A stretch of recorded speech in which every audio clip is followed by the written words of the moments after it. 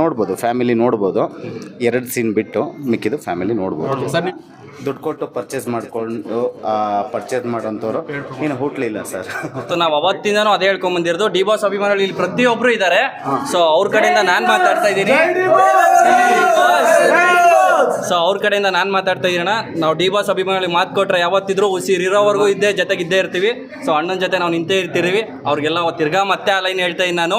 ನಿಂತರೆ ನ್ಯಾಯಕ್ಕಾಗಿ ಹೇಳುವ ಎಲ್ಲ ಕೂಗಿ ಉಸಿರಿರುವವರೆಗೂ ಇರ್ತೀವಿ ನಿಮ್ಮಂತೆ. ಜೈ ಡಿ ಬಾಸ್. ಸೊ ಹಂಗೆ ಅಣ್ಣ, ಇನ್ನೊಂದು ಮಾತು, ಇಲ್ಲಿ ಯಾರೂ ಇವಾಗ ಎಷ್ಟೊಂದು ಜನ ಹೇಳ್ತಿದ್ದಾರೆ ಮೂವಿನ ಅಲ್ಲೇ ಮನೇಲಿ ಕೂತ್ಕೊಂಡು ಹೇಳ್ತಾವ್ರೆ, ಅಣ್ಣ ಸಿನಿಮಾ ಚೆನ್ನಾಗಿದ್ರೆ ತಾನಾಗೆ ಓಡುತ್ತೆ ಅಂತ. ನೀನು ಬಂದು ನೋಡಿದ್ರೆ ಅಲ್ವಣ ಗೊತ್ತಾಗ ಸಿನಿಮಾ ಚೆನ್ನಾಗೈತೆ ಇಲ್ವಾ ಅಂತ. ನೀನು ಮನೇಲಿ ಕೂತ್ಕೊಂಡು ಹೇಳಿದ್ರೆ ಸಿನಿಮಾ ಹೆಂಗೆ ಗೊತ್ತಾಗುತ್ತೆ? 4 ಜನ ಬಂದು ನೋಡ್ರೇನೆ ಇನ್ನೊಂದು 4 ಜನಕ್ಕೆ ತಿಳಿಸುತ್ತೆ. ಅವಾಗ ತಾನೇ ಮೂವಿ ಓಡೋದು. ನೀನು ಅಲ್ಲೇ ಇದ್ಕೊಂಡು ಅಣ್ಣ ಚೆನ್ನಾಗಿದ್ರೆ ಓಡುತ್ತೆ ಅಂದ್ರೆ ಹೆಂಗೆ ಓಡ್ಬಿಡುತ್ತೆ? ಚಾನ್ಸೇ ಇಲ್ಲಲ್ವ ಅಣ್ಣ, ಓಡುತ್ತಾ? ಓಡಲ್ವಾ? ಸೊ 4 ಜನ ಕೇಳಿ ಸಪೋರ್ಟ್ ಮಾಡಬೇಕು ಅಂತ ನಮ್ಮ ಒಂದು ವಿನಂತಿ ಅಣ್ಣ. ಸೊ ದಯವಿಟ್ಟು ಕುತ್ಕೊಂಡು ಕಮೆಂಟ್ ಹಾಕೋದ್ರ ಬದಲು ದಯವಿಟ್ಟು ಟ್ಯಾಟಿಗೋಸ್ಟ್ ನೋಡಿ ಎಲ್ಲರೂ ಒಂದು ಅದು ವ್ಯೂಸ್ ಕೊಟ್ಟಿದಾರಲ್ಲ ಅದನ್ನ ನೋಡಿ ಇವ್ರು ಬಂದ್ರು. ನನ್ಗೆ ಅಚಾನಕ್ಕಾಗಿ ಬಂದ್ರು, ಇವತ್ತು ಇಲ್ಲೇ ಇದ್ದಾರೆ. ದಯವಿಟ್ಟು ನಾನು ಇದನ್ನು ಫೇಕ್ ಅಂತ ತಿಳ್ಕೊಬೇಡಿ. ನಾನು ಏನ್ ಮಾಡ್ತೀನಿ ಇವತ್ತು ನಾನು ಫೇಕ್ ಆಗಿ ನಿಲ್ಸ್ಬಿಟ್ಟಿದ್ದಾರೆ. ಏನೋ ಮೆಸೇಜ್ ಅಲ್ಲಿ ಏನೋ ಹಾಕಿದ್ದಾರೆ, ಕ್ರಿಯೇಟಿವ್ ಏನೋ ಹಾಕಿದ್ದಾರೆ, ಏನದು ಮಾರ್ಕೆಟಿಂಗ್ ಡೈರೆಕ್ಟರ್ ಅಂತಾನೆ ಹಾಕ್ಬಿಟ್ಟಿದ್ದಾರೆ ಎಲ್ಲ. ನಿಜವಲ್ಲ ಇವ್ರು ಏನ್ ನೋಡಿದಾರೆ ಪಿಕ್ಚರ್ ನೋಡಿದ್ದಾರೆ. ನಿಮ್ಮ ಮನಸ್ಸಲ್ಲಿ ಇರೋದು ಹೇಳಿ ಅಣ್ಣ, ನೀವು ನೋಡಿದ್ರೆ ಇವಾಗ ನಿಮ್ಗೇನು? ಓಕೆ, ಸಿನಿಮಾನ ನಾನು ನೋಡಿದ್ದೀನಿ. ನಾನು ಬಂದ್ಬಿಟ್ಟು ಹಾನೆಸ್ಟ್ ರಿವ್ಯೂ ಕೊಡ್ತೀನಿ. ಚೆನ್ನಾಗಿದೆ, ಬಂದು ನೋಡಿ. ಕ್ಯಾರೆಕ್ಟರ್ಗಳು ರಿಜಿಸ್ಟರ್ ಆಗಿದೆ. ಆಮೇಲೆ ಚೈತ್ರ ಅಂತ ಹೇಳಿ ಅವರೊಬ್ಬರು ಸೋಷಿಯಲ್ ಮೀಡಿಯಾ ಇನ್ಫ್ಲುಯೆನ್ಸರ್ಸು, ಅವ್ರು ಮಾಡಿರೋ ಕ್ಯಾರೆಕ್ಟರ್ ರಿಜಿಸ್ಟರ್ ಆಗಿದೆ. ಆಮೇಲೆ ಬ್ಯಾಟು ಅಂತ ಹೇಳಿ ಅವ್ರು ಮಾಡಿರೋ ಕ್ಯಾರೆಕ್ಟರ್ ರಿಜಿಸ್ಟರ್ ಆಗಿದೆ. ಇವರು ಪರ್ಫಾರ್ಮೆನ್ಸ್ ಎಲ್ಲ ಚೆನ್ನಾಗಿದೆ. ಸೆಕೆಂಡ್ ಹಾಫ್ ಚೆನ್ನಾಗಿದೆ. ಆಮೇಲೆ ಸಿನಿಮಾ ಓವರಾಲ್ ಚೆನ್ನಾಗಿದೆ. ಬಂದು ಸಿನಿಮಾನ ಕನ್ನಡ ಸಿನಿಮಾಗಳಿಗೆ ನಾನು ಮೊದಲೇ ಒಂದು ಸಲ ಹೇಳಿದ್ದೀನಿ, ಕನ್ನಡ ಸಿನಿಮಾಗಳಿಗೆ ಬೆಂಬಲ ಸಿಗ್ತಾ ಇಲ್ಲ, ಕನ್ನಡ ಸಿನಿಮಾಗಳಿಗೆ ಆಡಿಯನ್ಸ್ ಇಲ್ಲ ಅಂತ ಹೇಳಿ. ನಾನು ರೀಲ್ಸ್ಗಳನ್ನ ಸ್ಕ್ರೋಲ್ ಮಾಡ್ತಾ ನೋಡ್ತಾ ಇದ್ದೆ. ಯಾವುದೇ ಫಿಲಮ್ ನೋಡಿದಾದ್ಮೇಲೆ ಚೆನ್ನಾಗಿದೆ, ಮೆಸೇಜ್ ಇದೆಯಾ, ಕಂಟೆಂಟ್ ಮೆಸೇಜ್ ಇದೆ. ವೈಲೆನ್ಸಿಂದ ಏನು ಪ್ರಾಬ್ಲಮ್ ಆಗುತ್ತೆ ಅನ್ನೋದೊಂದಿದೆ. ಮತ್ತು ಫೇಕ್ ಲವ್ ಒಂದಿದೆ. ಆಮೇಲೆ ಕಾಮಿಡಿ ಕೂಡ ಯೂಸ್ ಮಾಡ್ಕೊಂಡಿದ್ದಾರೆ. ಆಮೇಲೆ ಕ್ಯಾರೆಕ್ಟರ್ ರಿಜಿಸ್ಟರ್ ಆಗೋ ಥರನೇ ಇದೆ. ಚೆನ್ನಾಗಿದೆ. ಹೆಣ್ಮಕ್ಳು ಕೂಡ ಸಿನಿಮಾ ಬಂದಿದ್ದಾರೆ. ನೋಡೋ ಸಿನಿಮಾನ ಇದು ಸರ್ ನೋಡ್ಬೋದು, ಫ್ಯಾಮಿಲಿ ನೋಡ್ಬೋದು.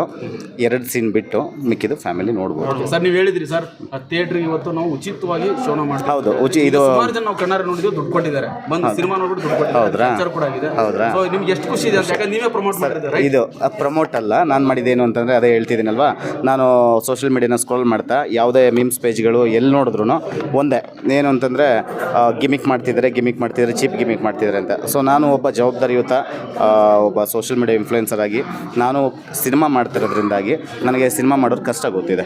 ಸೊ ಹಂಗಾಗಿ ಏನು ಮಾಡಿದೆ, ನಾನೇ ಬಂದಿದ್ದು, ಇವ್ರು ಯಾರೂ ನನಗೆ ಕರೆಸಿಲ್ಲ. ಆಮೇಲೆ ನನ್ನನ್ನು ದುಡ್ಡು ಕೊಟ್ಟು ಪರ್ಚೇಸ್ ಮಾಡೋಂಥವ್ರು ಇನ್ನು ಹುಟ್ಲಿಲ್ಲ ಸರ್. ನಾನು ಪ್ರಮೋಷನ್ ಇದುವರೆಗೂ ಒಂದ್ಸಲಿನೂ ಮಾಡಿಲ್ಲ. ಆಮೇಲೆ ನಾನು ಅದಕ್ಕೆ ಜನಗಳಿಗೆ ಹೇಳಿದ್ದೀನಿ, ಕ್ರಾಸ್ ವೆರಿಫೈ ಮಾಡ್ಕೊಳ್ಳಿ ಅಂತ ಹೇಳಿ.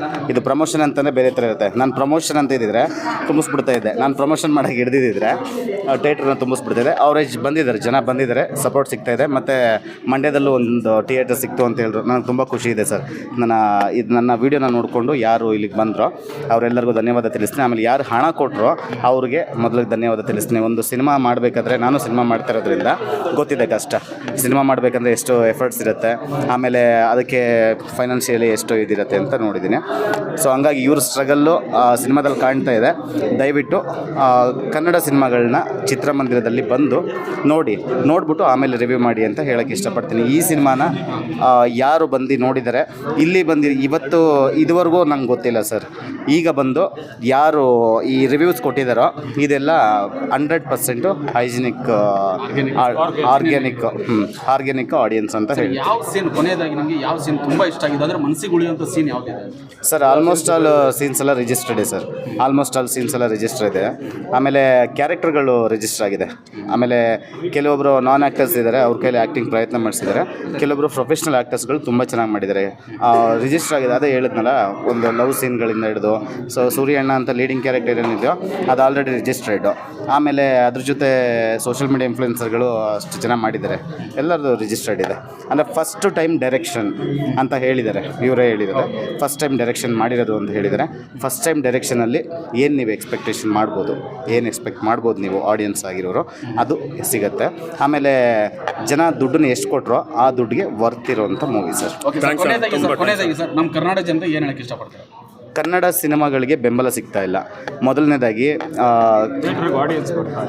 ಥಿಯೇಟರ್ಗೆ ಆಡಿಯನ್ಸ್ ಬರ್ತಾ ಇಲ್ಲ. ಒಂದು ಪೈರಸಿ ಅನ್ನೋದೊಂದು, ಅಂದರೆ ಮೂವಿಗಳನ್ನ ಪೈರಸಿ ಮಾಡ್ತಾರೆ, ಆ ಥರದೊಂದು ಪ್ರಾಬ್ಲಮ್ಸ್ ಇರ್ಬೋದು. ಆಮೇಲೆ ಜನ ಅಲ್ಲಿ ಡಿಸೈಡ್ ಮಾಡ್ತಾರೆ, ಅಂದರೆ ಕಮೆಂಟ್ ಸೆಕ್ಷನ್. ಇನ್ನೊಂದು ಇವ್ರದ್ದು ಗಿಮಿಕ್ ಇದೆಯಲ್ಲ, ಗಿಮಿಕ್ ಎಲ್ಲ ವ್ಯೂಸ್ ಓಡ್ತಲ್ಲ, ಆ ಥರ ಥಿಯೇಟ್ರಲ್ಲಿ ವ್ಯೂಸ್ ಓಡಿದರೆ ಇನ್ನೂ ಚೆನ್ನಾಗಿರೋದು ಅಂತ ಅನ್ಕೋತೀನಿ. ಸೊ ಚೆನ್ನಾಗಿದೆ, ಮೂವಿ ಚೆನ್ನಾಗಿದೆ, ಬಂದು ನೋಡಿ ಫ್ಯಾಮಿಲಿ ಆಡಿಯನ್ಸ್ ಎಲ್ಲ ನೋಡ್ಬೋದು. ಯಾರ ಅವಾಗಿಂದ ಏನು ಮಾತಾಡಿ